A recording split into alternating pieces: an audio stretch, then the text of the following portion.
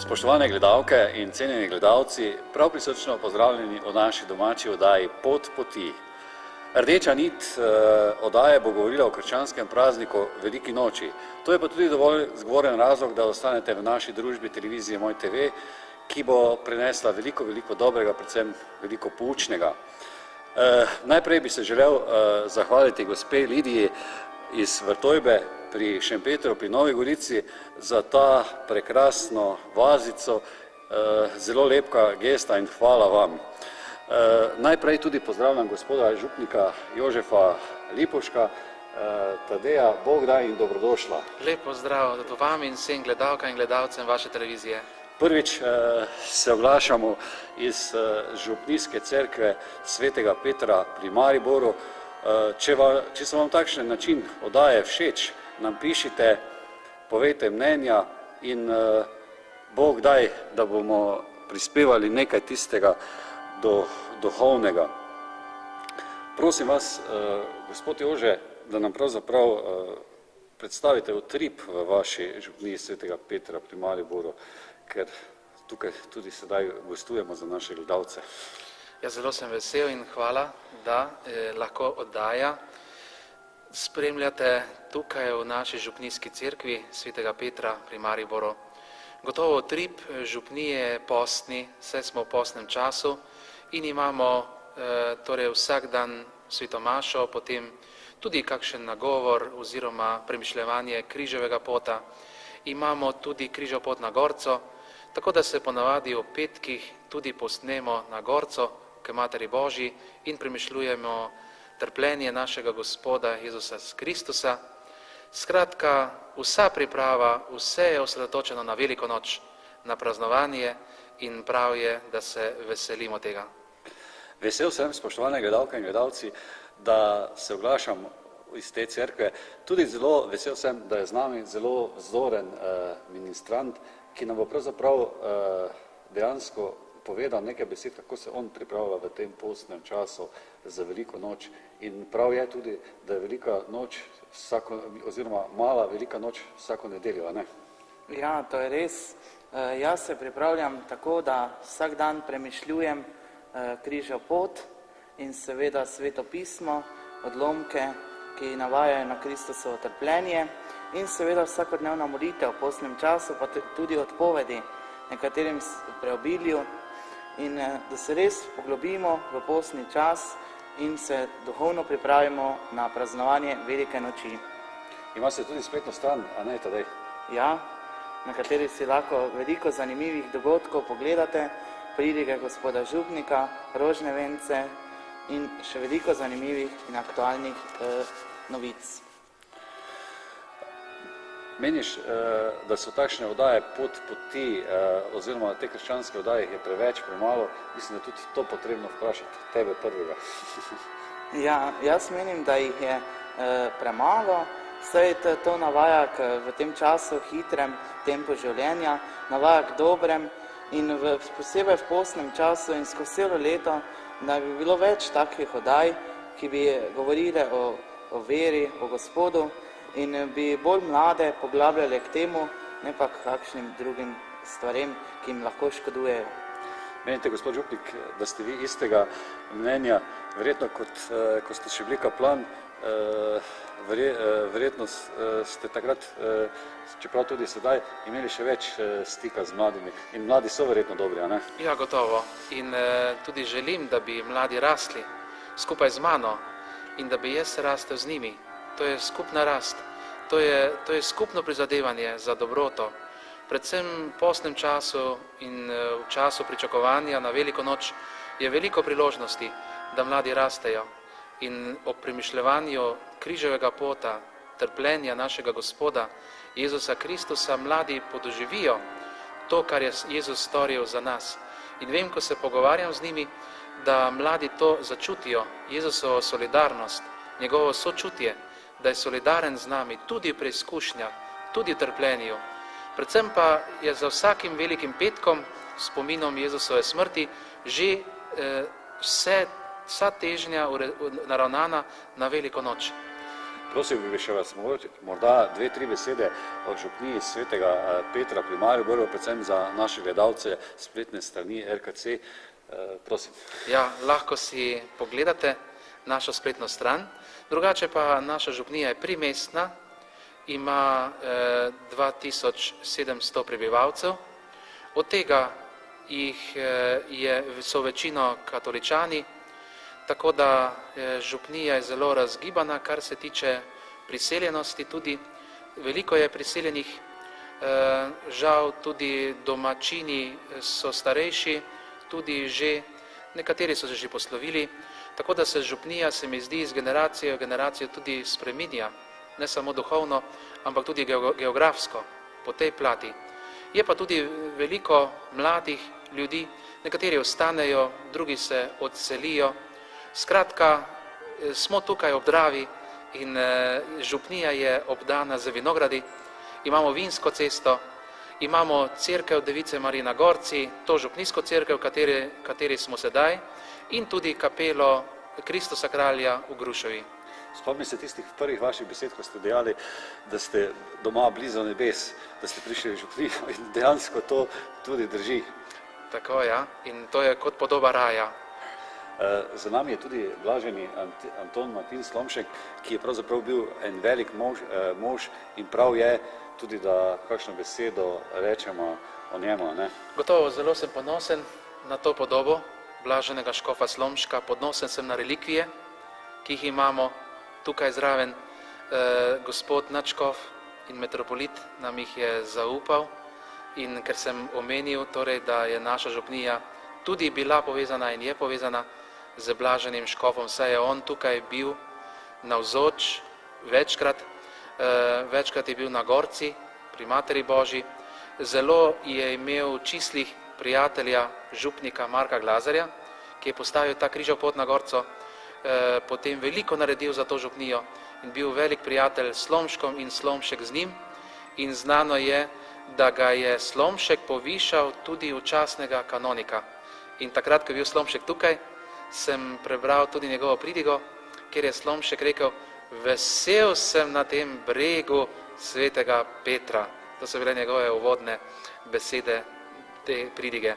Drugače pa je Slomšek tudi iskal duhovne navdihe tukaj za svoje pesmi, za svoje pridige, nagovore in svoj zadnji rojstni dan je obhajal sveto mašo na Gorci pri Materi Božji. Potrkal na vrata mežnarja in želel naj mu odpre cerkev in sta darovala zadnjo daritev v naši župniji. Potem pa je šel na Ptujsko goro, torej k Materi Božji pod plašč še, in potem šel nazaj domov v Maribor na škofijo in tam počasi potem se pripravljal na slovo z tega zemeljskega življenja.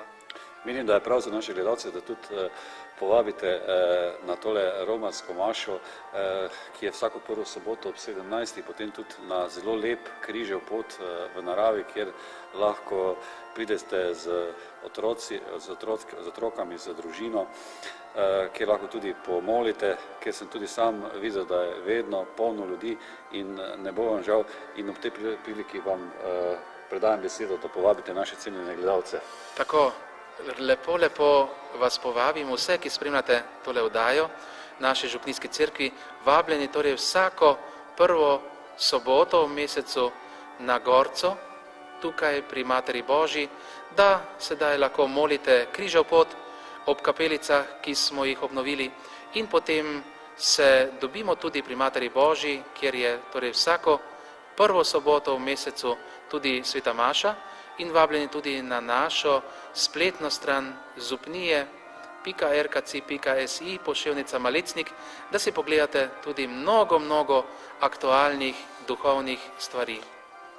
Hvala lepa. Jaz pa Tadeja prosil, kako pravzaprav on vidi post? Je post potreben ali ni? Verjetno je.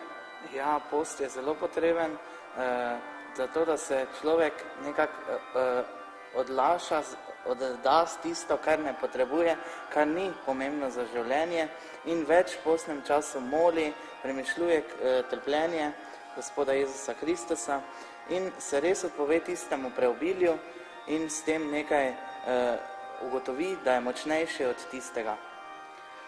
Menim, da je tudi prav, da gospod župnik še doda, kako je pravzaprav Jezus pripravljal učence na odhod, oziroma globina posta ni samo verjetno odpoved duhovne hrane, verjetno tudi, da kaj dobrega naredimo, ne? Sigurno, postni čas ima zelo veliko razsežnosti. Najprej je to gotovo tudi odpoved v preobilni hrani, pijači. Poteka akcija 40 dni brez alkohola, recimo. Čudovito, ne? Potem čudovita akcija, ja? Potem recimo dobra dela usmiljenja. Potem je tudi molitev, bolj poglobljena in bolj izdatna molitev. Potem je tu premišljevanje Božje besede. Smo v letu Svetega pisma in prav je, da torej naši gledalci tudi kaj več berejo Sveto pismo in se poglabljajo v tej besedi življenja, ki jih posebej nagovarja. Potem gotovo so tudi razna romanja, ki so zelo priporočena.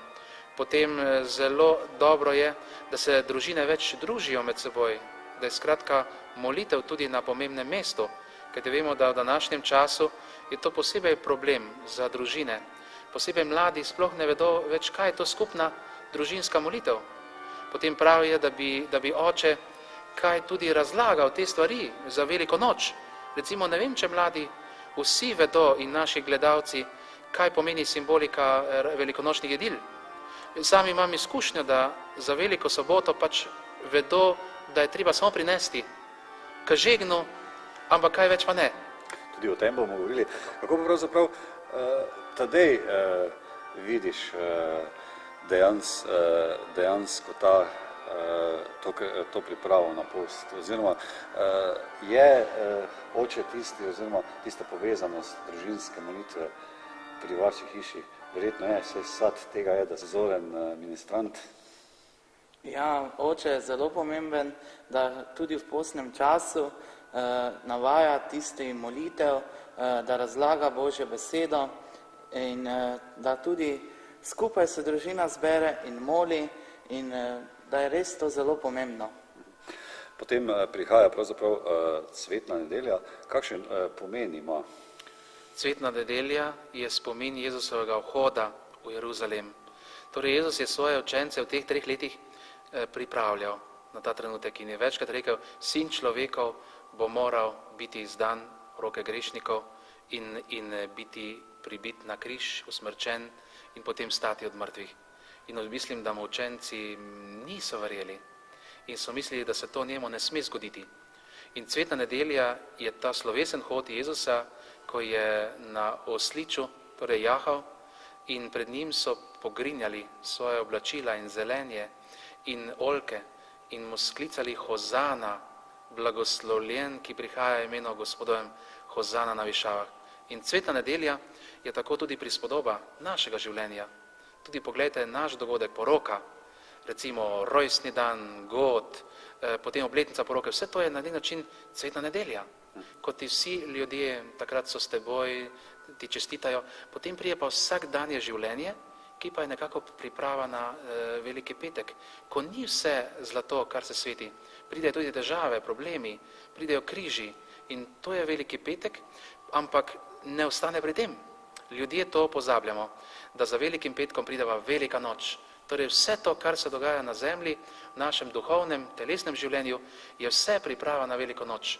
Da trpljenje nima zadnje besede, da križi nimajo zadnje besede, ampak velika noč in vstajenje našega Gospoda Jezusa Kristusa. Velikokrat se vprašamo, pravzaprav zakaj je Juda izdal Jezusa. In doskrat najdemo, da smo tudi mi v nekaterih delih podobni. Kaj meniš ti, Tadej? Ja, Juda je izdal Jezusa zato, ker mu že od začetka ni verjel in zato ga je izdal za malo denarja, potem mu je bilo žal, vendar ko je prepozno, je prepozno. Tudi mi smo podobni Judu Iškariotu, ko grešimo in potem ne gremo k spovedi. Zato mislim, da je res spoved potrebna, posebej še v poznem času, da se res pripravimo na praznovanje Jezusovega vstajenja. To si zelo lepo povedal. Je pa tudi res, da je pravzaprav pri zadnji večerji hudič Juda Iškariotov pravzaprav vsadil to seme zlobe, da bo Jezusa izdal. To drži? To drži popolnoma in sicer tam je rečeno, da torej je hudič torej šinil van in Juda se je zavedal, da mora to storiti.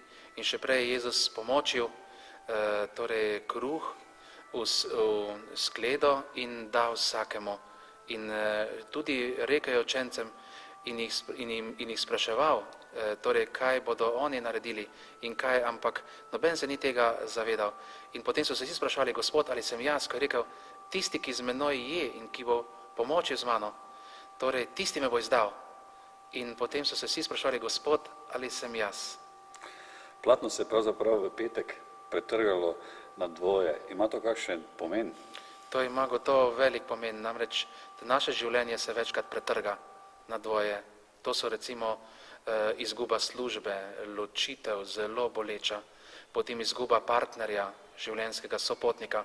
Se lahko marsikomu sesuje svet, pravimo, in izgubi smisel življenja, če nima vere. Tukaj, poglejte, je odločilna vera.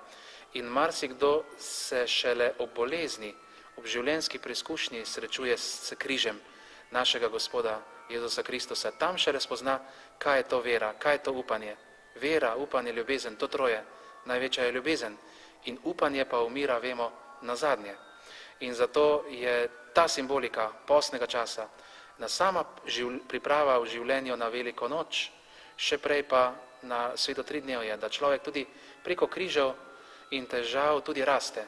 In ljubezen je najmočnejša takrat, kadar umira. Kadar je križana, takrat je najbolj pristna. In človek tudi preko te ljubezni, preko tega darovanja raste. Saj je Simon Gregorčič rekel, daritev boditi življenje celo. Najlepši dar je srca oltar. Kakšen pomen pa ima blagoslavljanje jedi, kako poteka, blagoslavljajo se jajca, hren, meso, kruh, to ste že prej povedali, da velikokrat tudi verjetno tudi naši gledalci ne vedo, pa je menim, da je prav, da vas prosim, da to poveste. Takole, za naše gledalke in gledalce bom kar prebral, ker je naš Franc Leški Finžgar najlepše opisal to v svojem delu, kako pomembna je simbolika. In želim, da bi to družinske matere in družinski očetje tudi znali to razložiti otrokom doma na Veliko soboto in ko se to pripravlja. Takole pravi, na javorovi mizi je pogrnjen bel prt, na prtu pisan jerbas, otroci stojijo okrog mize, mati prinaša najprej velik kolač. Ves rumen je kot pšenično polje, postavi ga prvega v jerbas. To je spomin Kristusove krone. On trnovo krono, mi sladko pogačo. Bog, bodi zahvaljen za to tvojo sveto krono. Nato prinese 5 pirhov.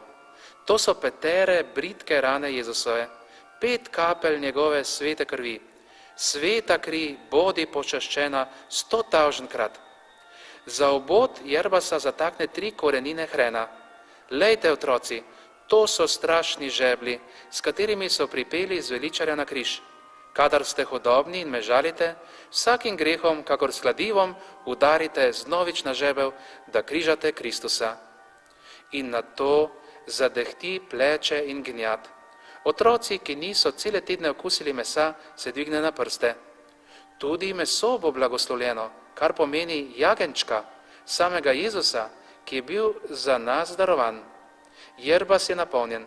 Mati ga rahlo zagrne s čipkastim prtičem, ki je ob obodu ves poln šopoteljnov. Tako stoji jerbas na mizi. Sama lepota in sama skrivnost ga je. Družina še stoji, ga gleda in moči. Mati, svečenica, je dokončala obred. Tadej, kako pa pravzaprav vi doma nesete blagoslovo, oziroma je to ta družinski praznik, ki vas poveže še bolj blizu, čeprav je molitev tista, ki je še bolj vezujoča? Ja, tudi ta praznik poveže nas v družini, da soboto nesemo k žegnu in potem nedeljo zjutraj gremo k sveti maši in potem preden zmolimo in potem lepo narežemo in pojemo. Ja, lepo. Kaj pa pravzaprav storiti takrat po praznovanju velike noči, gospod župnik, potem, ko se šunka, potice in druge dovote pojedo? Kaj pravzaprav potem? Moram še samo tole dopolniti, Tadeja. To je čudovita simbolika in to ne vem, če naši gledalci to vedo. Namreč žegen mora biti pokrit, ostane pokrit in po sveti maši, ko se vrnemo domov, mati to slovesno odkrije. Tako kot Kristus vstane iz groba. Ta simbolika, on je premaknil skale, kamen od groba je odvaljen in tako je žegen odkrit. In vso to simboliko, ki smo slišali, to potem tudi okusimo. In pravilo je, da se najprej okusi hren. Najprej moramo začeti pri hrenu, da okusimo to grenkobo, to ostro bolečino in se spomnimo velikega petka. Vidite, to sem že bil veliko pri družinah in najprej začnejo z mesom.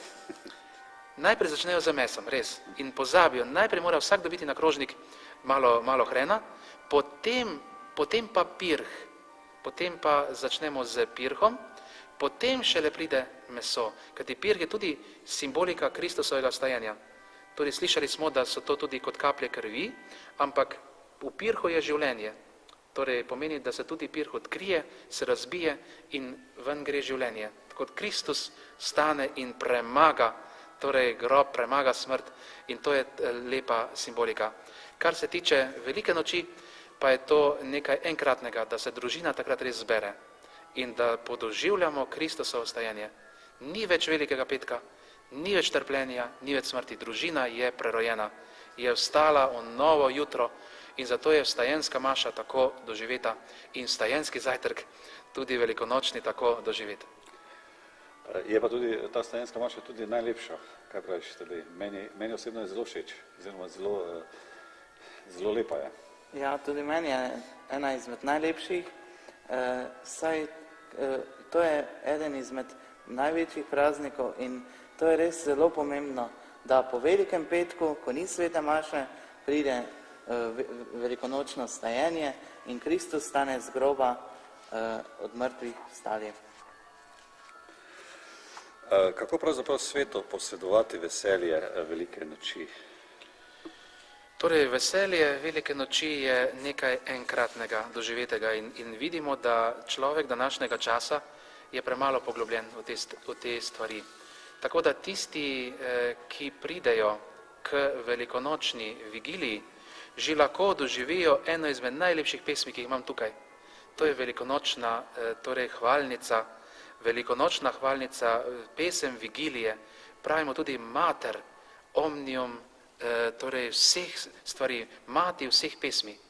In to je ta hvalnica, veseli se zdaj nebeška množica angelov, veselite se Božji služabniki in ob zmagi tako velikega kralja naj zadonijo mogočni glasovi, veseli se tudi vsa zemlja ožarjena s takim sijajem in tako naprej. Vse stvarstvo sklika, prekipeva od veselja, zato že na veliko soboto zvečer na vigilijo se dogajajo glavno bogoslužje. Zjutraj je samo, nekako bi rekel, zunanja manifestacija, da najsvetejše ponesemo še procesiji. Glavno, kar se dogaja, je pa že zvečer.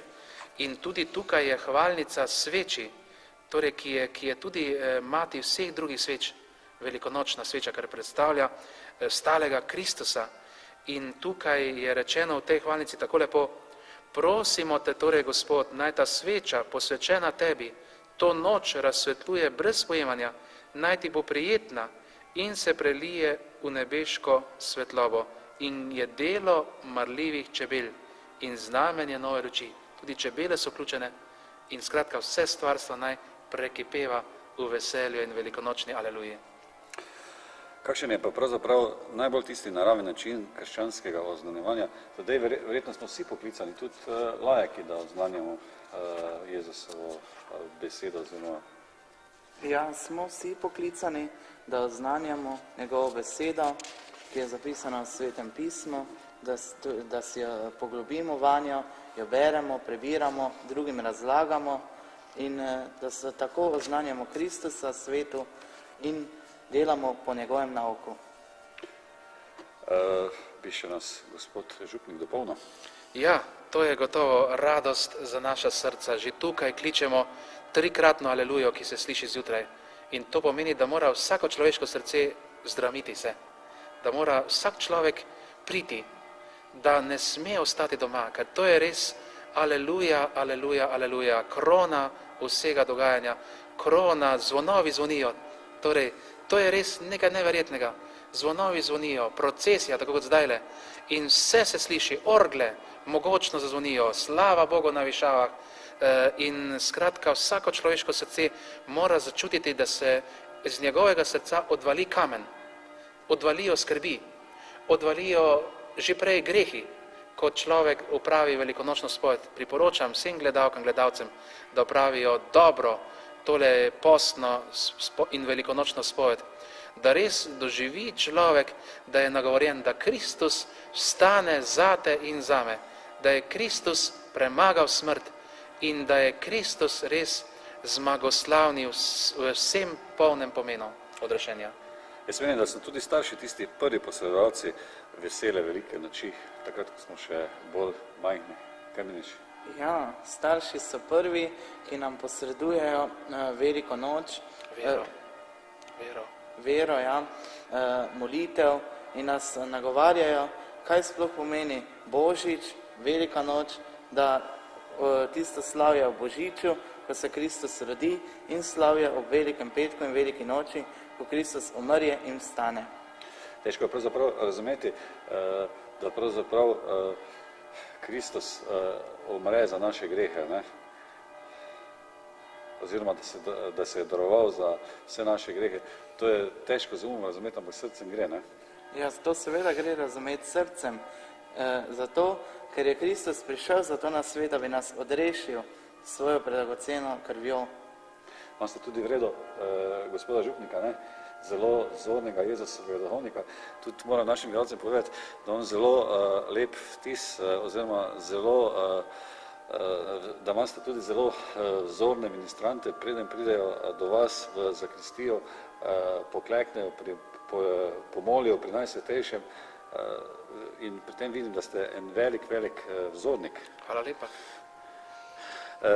Če pogledamo pravzaprav, naj se praznovanje ne pozna samo po hrani. Ne? Zakaj se pa Jezus pravzaprav daroval na križu? Kaj menite? Torej, Jezusova daritev na križu, Jezusova smrt je bila cena našega odrešenja. Ravno zato, ker sta prva dva človeka, torej Adam in Eva, sta izgubila raj in Jezus je po križu spet prinesel raj nazaj. Torej, povzdignil v zemlje, da vse pritegnil k sebi. To je ta.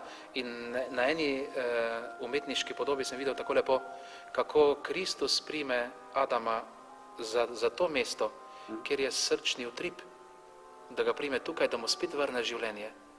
In tako je Jezusova smrt torej samo prestop iz minljivega v neminljivo življenje.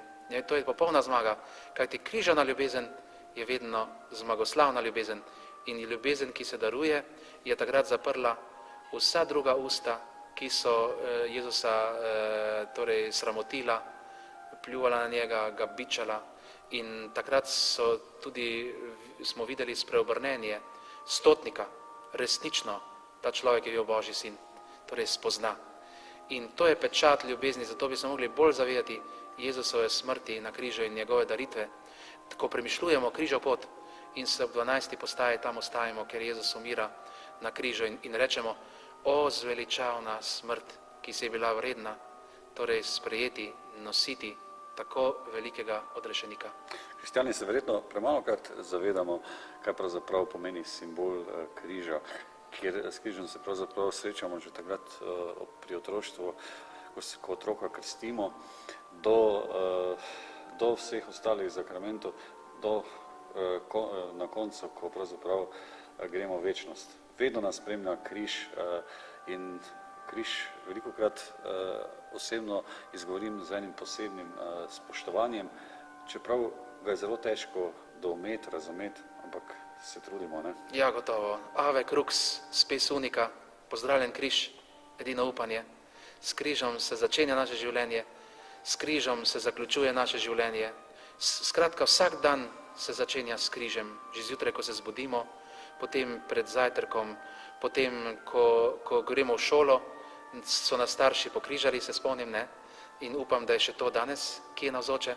Potem, ko se vračamo domov, spet kosilo, začnemo z molitvijo, potem sakramenti, tudi nas pokriža duhovnik pri krstu, škof pri birmi, če smo bolni, duhovnik na posteli, potem pri sveti spovedi začnemo s križem, potem svetomašniško posvečenje nas škof mazili s križem, torej na čelu, na glavi, na rokah.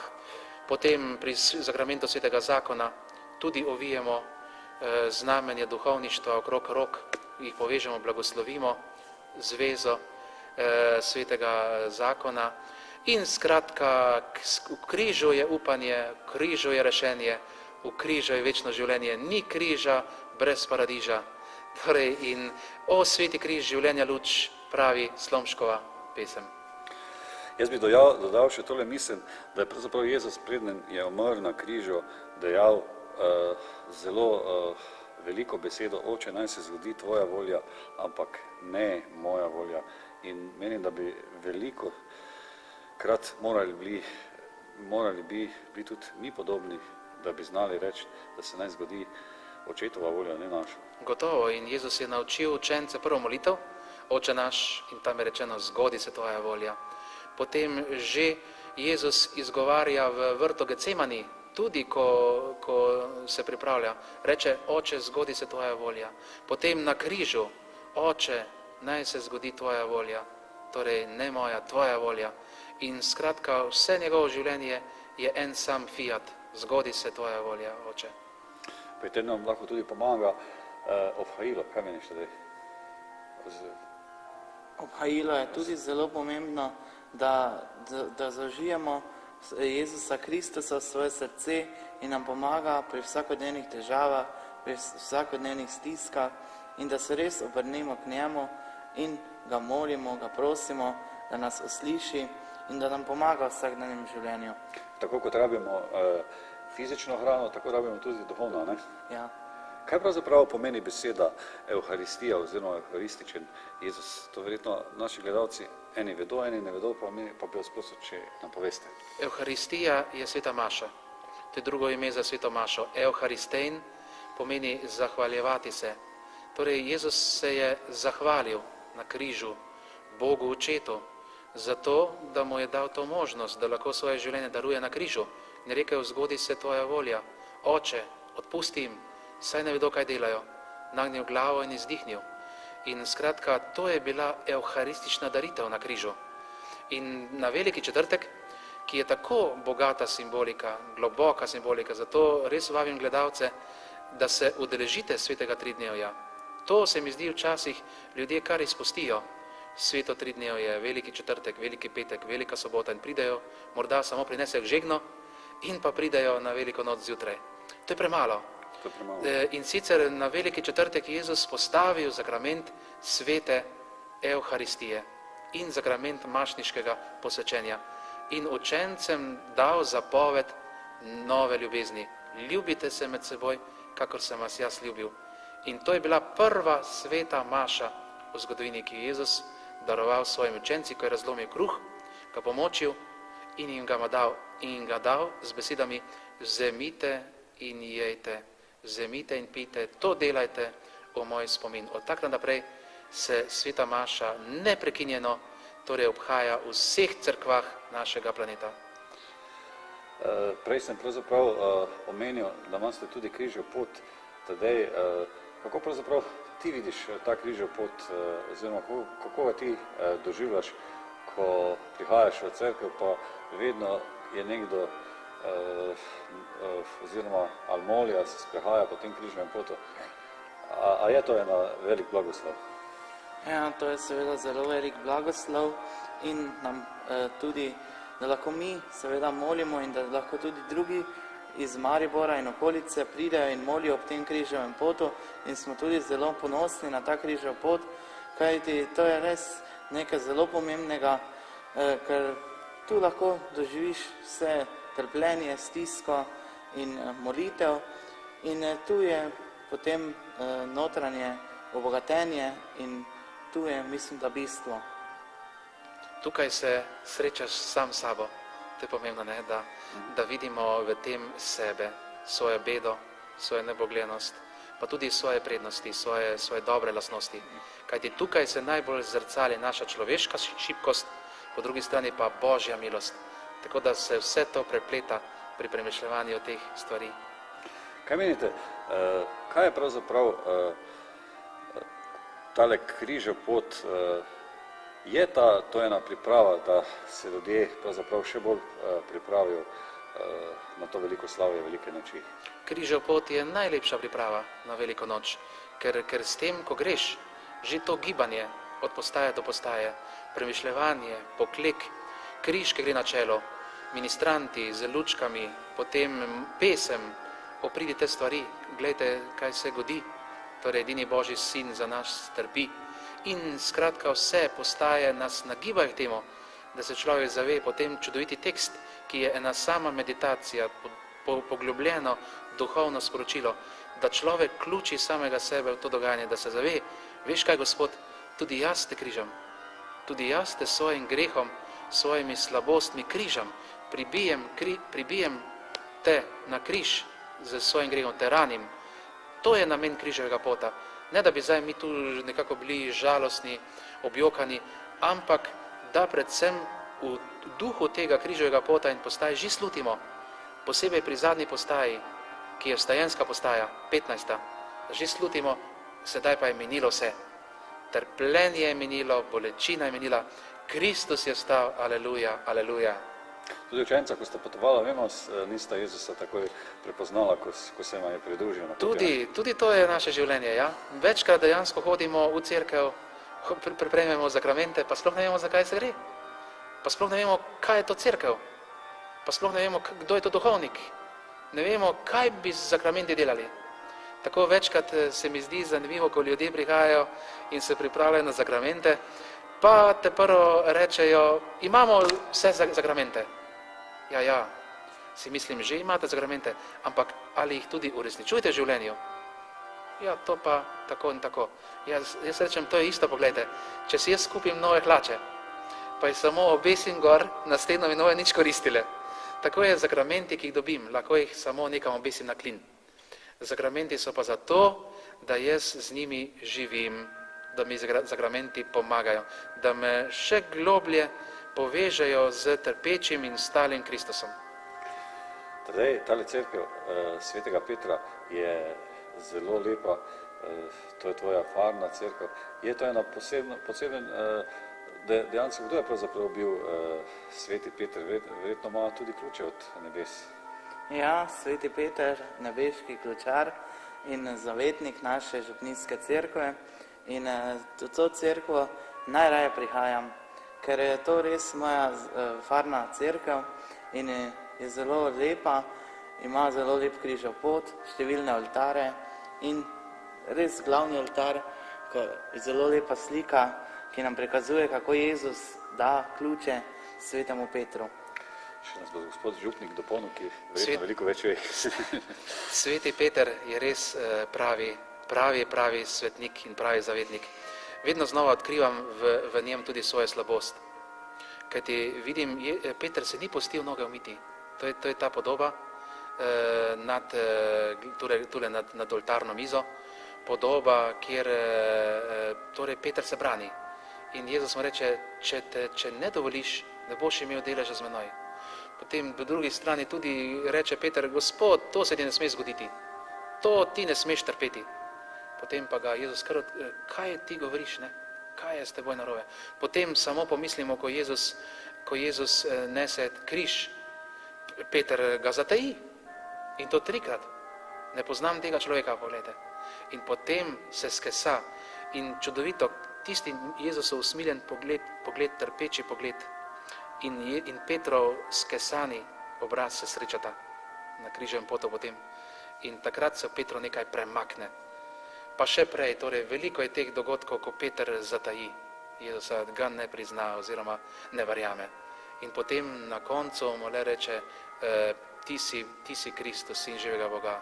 Ko Jezus sprašuje učence, kaj pa pravijo ljudje, kdo sem jaz. In vsi nekaj govorijo, torej nekaj. Da nekdo pravi, da je Elija, da je on to takšen, on pa reče, ti si Kristus, reče, ti si Peter skala. To vidi, da Petra utrdi ravno na tej ponižnosti, ponižanju. Ko je Peter popolnoma ponižan, takrat postane novi Peter iz njega. To je tudi prispodoba za naše duhovno življenje. Ko je človek misli, da je samega sebe poln, da ne potrebuje vere, da ne potrebuje Boga, ne potrebuje cerkve, takrat je najbolj nizko padel. Ko pa ti si ponižan, ko si tudi razočaran, ko si včasih poteptan od ljudi, takrat pa lahko staneš na novo in postaneš novi Peter. To je ta lepa duhovna simbolika Petra. Ste zelo lepo povedali. Je pa pravzaprav tale pokojni papež Janez II, Pavel II, nam pravzaprav lahko en velik vzornik, kako je pravzaprav tudi v starosti znal to prispodobo nam prinesti v to življenje. Ja, zelo. On je že na začetku rekel, ne bojte se Kristusa, odprite vrata Kristusu. In to je bil res Peter sodobnega časa. Torej, kako je znal nagovarjati mlade, starejše, že ko ni mogel več govoriti, to so naši gledalci spremljali, ko ni mogel več govoriti, je še vedno blagoslavljal in hotel in je s svojim molkom spregovoril. S svojim molkom je takrat še enkrat rekel, ne bojte se Kristusa. Verjetno so bile to zadnje besede oziroma pustite me oditi v očetovo hišo, kar je potem tudi ta papež v svoji poslednji homiliji ob njegovem pogrebu omenil. Pustite me oditi. In je rekel, sedaj nas pa Janez Pavel II blagoslavlja iz očetove hiše. To je najlepše.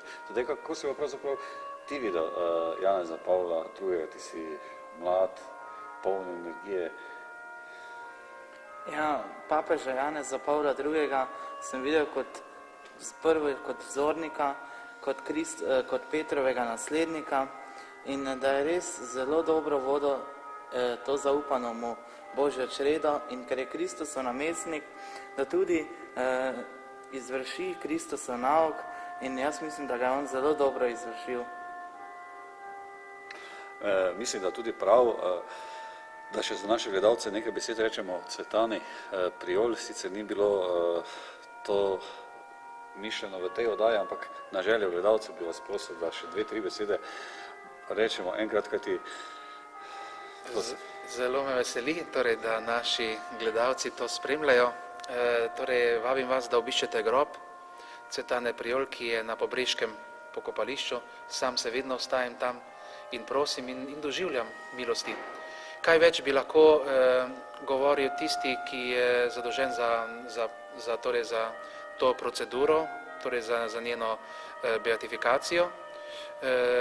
Drugače pa, kolikor jaz vem iz njenega življenja, torej je bila iz številne družine Priolovih in odločila se je, torej, da bo se šolala in se izučila za glasbenico, torej, da bo igrala orgle, da bo učila mlade, ampak začelo se je tisto obdobje preizkušenj in pristala je na prisilnem delu tankov v Kapfenbergu.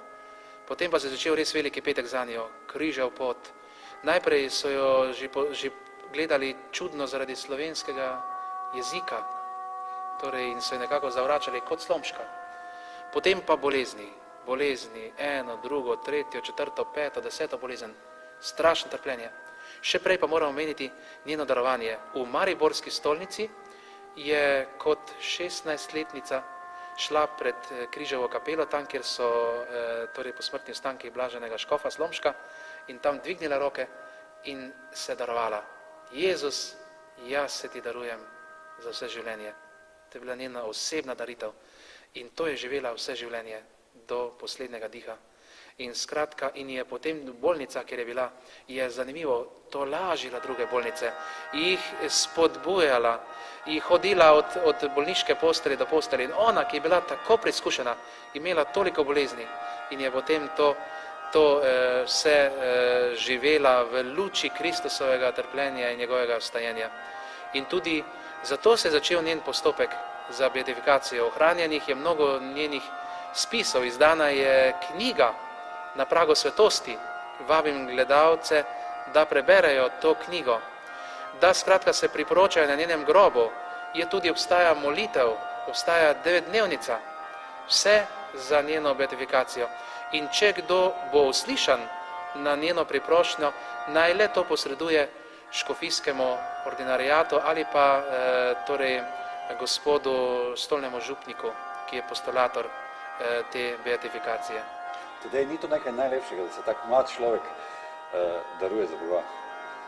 Ja, to je... Čeprav živimo v takšnem času, kot so pravzaprav v ospredju stvari, ki niso pozitivne, na tiste moralne, pozitivne stvari pozabljamo, oziroma mislim, da brez Boga naredimo vse, pa ne gre. Kaj meniš ti? Ja, to je res zelo pomembno, da se daruješ Bogu že kot mlad, vendar to vidimo, da sedaj pri mladih to ni več aktualno. Se pa najdejo kaki posamezniki, ki se res darujejo Bogu in Bog daj še več takih. Bomo molili za to, ne? Ja, seveda. Pravzaprav zelo lepo je tudi nebeška mama Marija dejala, pravzaprav, da vse, kar nam Jezus poreče, da naj mu postorimo takrat v Kani Galilejski, ko je pravzaprav naredil prvi čudež, ne? Ja, to je znan svetopisemski odlomek o Kani Galilejski, kako torej zadrega in potem reče, vina nimajo. Potem Jezus reče, napolnite vrče. In potem značilen Marijin, torej odgovor, karkoli vam poreče, storite. Torej to pomeni, da res po Mariji je zelo pomenljivo slediti Jezusu. In Marija je takrat prebudila torej Jezusovo zavest, da naj naredi prvi čudež v zgodovini, da je spremenil vodo v vino. Tukaj smo zelo blizu tega Marijinega svetišča na Gorci, pa je prav, da za naše gledalce tudi nekaj o tem svetišču rečemo, ki se vedno bolj polni in prav je, da ga tudi naši gledalci spoznajo in da jih še tudi povabimo na te romanske maše. Tako, iskreno vabljenje torej na našo Gorco. To je romarska cerkev Device Marije na Gorci in častitljiva 1493 so jo zgradili in je res pravi biser gotike in torej zgradili so jo malteški vitezi, so imeli svojo postojanko v Melju, samostan svete Katarine in so videli, da tukaj nekaj manjka na tem lepem griču, hribčku, kjer je obdan z vinogradi, so rekli, tukaj pa naj bo Marijina Božja pot. In res, torej, čeprav cerkev je bila tudi porušena vmes, Turki so jo ogrožali, Jožef II jo je dal zapreti. Celo en sosed jo je odkupil in začel rušiti. In zanimivo se je po čudežu naredilo to, da je vsa družina začela bolehati, živina je zbolela in je sosed rekel, to pa novo rušili. Marija hoče svoje svetišče na Gorci naprej. Tudi turški sultan je ogrožal in sicer, ko je bil v Lenartu, je slišal, da nekje zvoni, ker imamo velik zvon in da zvoni in je rekel, kje ta zvon zvoni? In so mu rekli, to je pa na Gorci, v Malečniku. In jutri ta zvon ne bo več zvonil. In naši, zanimivo, verniki so takoj šli v zvonik in so zvon vsekali rano.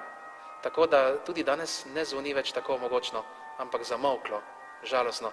In ko je turški prišel in je rekel, zdaj pa nikjer ne slišim več tega mogočnega zvona, kje je zdaj to? In mu niso povedali. Imate še tudi lep običaj, da pravzaprav imate polnočnice z baklami. Ja, to je vsako leto, gledalci že verjetno so že bili, marsikdo je že bil na Gorci, to je polnočnica na sam praznik Kristusovega rojstva. Obhajamo polnočnico in torej se veselim tega dogajanja, da takrat v noči prihajajo ljudje. No, letos ni bilo snega, oziroma lani ni bilo snega, tako da, ampak vseeno je ta čudovita simbolika, da v noči prihajajo romarji k luči Kristusu, ki se rojeva za ves svet. Sam se spomnim, da je bilo v letošnji polnočnici zelo veliko ljudi. Vsi tisti, kateri si želite tole polnočnico ogledati, si jo lahko gledate na vaši spletni strani, pa bi vas prosil, če še enkrat gledalcem poveste vašo spletno stran, torej, ki je zelo bogata. Spletna stran je zupnije.rkc.si, poševnica Malecnik, si lahko pogledate. Tudi polnočnico in mnogo drugih zadev, ki vas bodo duhovno obogatile. Ja, bliža se konec oddaje, zato bomo počasi morali zaključiti. Jaz bi zaključil s tisto mislijo, ki sem jo že na začetku začel, da pravzaprav bi naj bila vsaka nedelja mala velika noč. Tadej, se ti strinjaš s to mislijo? Ja, jaz se strinjam.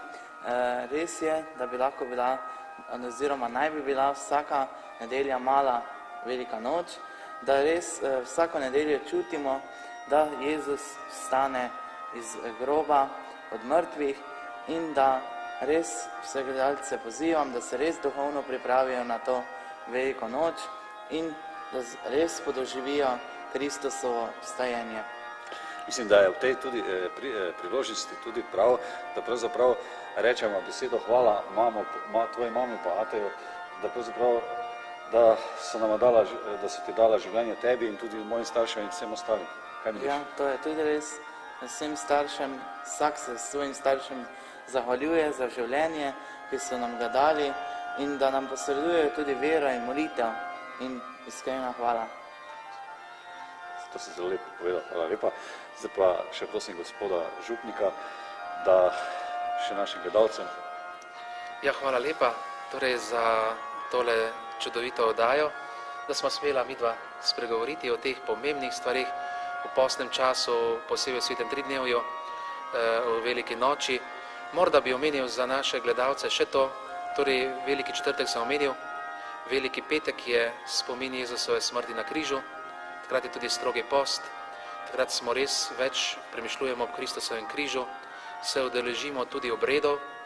Edini ta dan ni svete maše, so pa bogati obredi. Vsak dan svetega tridnevja bogati obredi. In to, kdor zamudi to, veliko zamudi. Potem velika sobota, Jezus počiva v grobu, takrat se zbiramo verniki tudi ob grobu, molimo ob njem, ponovadi je to Jezusova straža, da pridemo in da kot vojaki čujemo tam, bedimo. Potem blagoslov velikonočnega žegna, kot sem omenil, še prej tudi blagoslov velikonočnega ognja, po nekaterih župnijah je to zjutraj, pri nas je to zvečer, pred velikonočno vigilijo, to so bogate zadeve, potem krstno bogoslužje, evharistično, velikonočna berila, slovesno zapeta velikonočna hvalnica, skratka blagoslov še prej velikonočne sveče. Kristusova luč se sliši 3-krat in odgovorimo Bogu hvala, vse to je večinoma peto. Potem velikonočna vigilija, bedenje, zjutraj velikonočna vstajenska sveta maša, procesija, skratka, to morate doživeti in se vključiti v to dogajanje, ne samo preko televizijskih ekranov, ampak v živo doživeti to dogajanje. Mislim, da tudi prav, da našim gledalcem zaželimo z veselje oziroma blagoslovljene velikonočne praznike. Tako, vsem vam, predragi, ki ste spremljali to oddajo, želim res iz vsega srca blagoslovljene velikonočne praznike, obilo notranjega duhovnega doživetja, veliko veselja, doživljenja, obilo notranje radosti, da bi skratka doživeli to velikonočno stajenje našega Gospoda v vsej polnosti in da bi se vas dotaknilo do globin vaših src in vašega življenja in vaših družinskih članov. Bolj, ko bo doživeta velika noč, tudi bolj bo vaše življenje tudi duhovno osmišljeno. Jaz se vama zahvaljujem za to lepo pričevanje. Gospod Jože, jaz se vam zahvaljujem tudi, da sem smel biti v tej vaši cerkvi gost za naše gledalce oddaje Pot poti. Želim vam vse dobro, ostanite še naprej Jezusov duhovnik in veliko Božjega blagoslova vsem vam in vašim vernikom. Naj vas na vaših poteh spremlja Božji blagoslov. Ostanimo v duhu molitve povezani za dobrobit Jezusovega kraljestva na zemlji. Poseben pozdrav gre vsem gledalcem, kateri nas spremljate preko svetovnega spleta naše lepe domovine Slovenije. Želim vam blagoslovljene velikonočne praznike in naj vam bo velika mala noč vsaka vaša nedelja. Vedite, da vas imamo radi in nismo vas oziroma da vas nismo pozabili, vsi tisti, kateri ste v tujini, kajti zelo vesel sem pisem, ki jih dobim iz tujine in velikokrat sem ganjen in hvala vam in vam želim res vse najboljše. Zahvaljujem se vsem gledalcem za obilno pošto in vas vabim, da še naprej tako zvesto pišete na elektronski naslov pot@planet.si. Obiščite tudi spletno stran gospoda župnika v Malečinike. Obiščite tudi novo spletno stran RKC, kjer so naložene te nove oddaje. Želim vsem gledalcem vse dobro na vaših življenjskih poteh in vse dobro. Nasvidenje.